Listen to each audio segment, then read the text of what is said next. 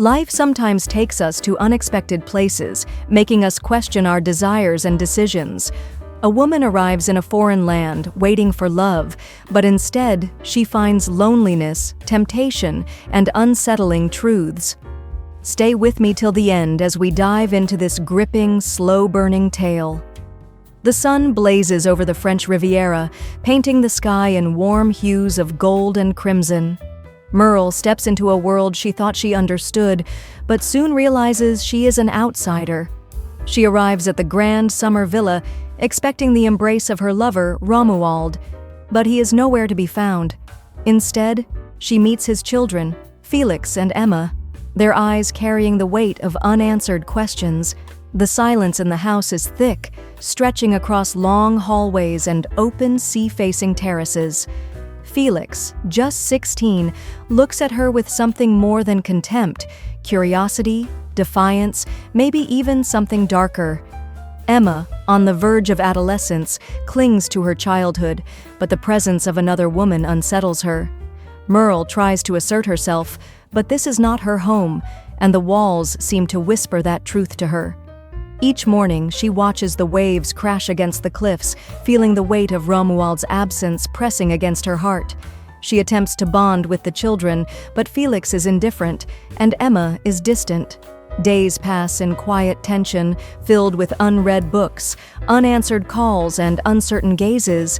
Then, Felix changes, his indifference turning into something more intense. Late-night glances stretch longer, his voice takes on a softer, almost intimate tone. He isn't just defiant anymore, he's testing the boundaries, hers and his own. One evening, by the pool, he sits beside her, closer than necessary. His fingers graze her wrist, and for a moment, Merle forgets the rules of the world outside this villa. A storm brews, not in the sky, but between them. Merle knows she should stop it, but she's lost in the intoxicating haze of attention.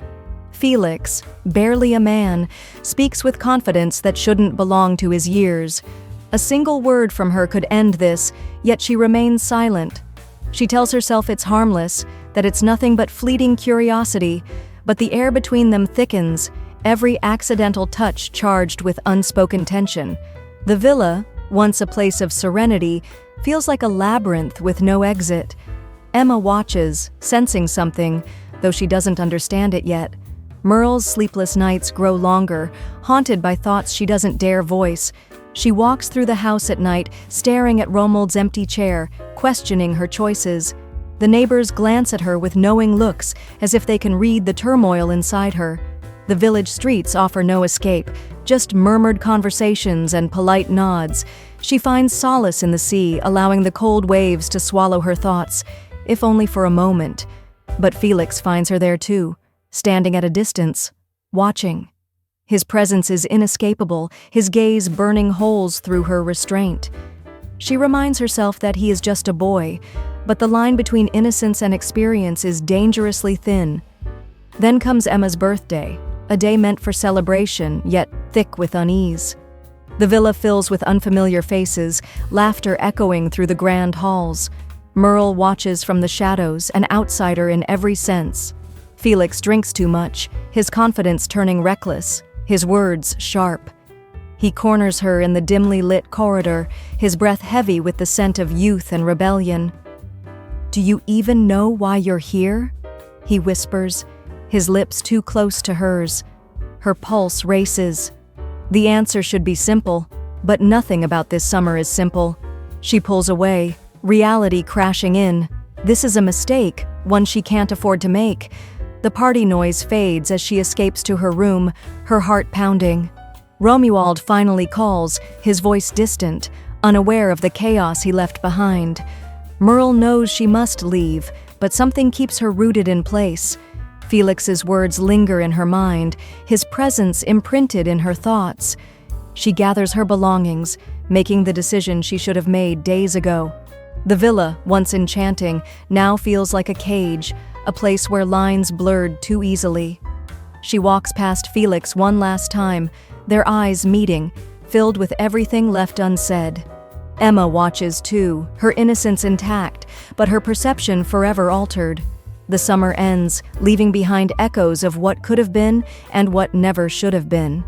As Merle steps into the taxi, she looks back at the house, its windows reflecting the half-shadows of a summer gone wrong. As the taxi drives away, Merle feels the weight of what she is leaving behind. She tells herself this was just another chapter in her life, one she must close. But as the villa disappears from view, a part of her aches for the fantasy it represented. The city streets feel colder, harsher, stripped of the golden glow of the Riviera. She checks her phone, expecting a message from Romuald, but there is nothing. She realizes now that she was waiting for a love that was never truly hers. The plane ride home is silent, the past weeks replaying in her mind. She gazes out at the clouds, wondering if Felix remembers her the way she remembers him.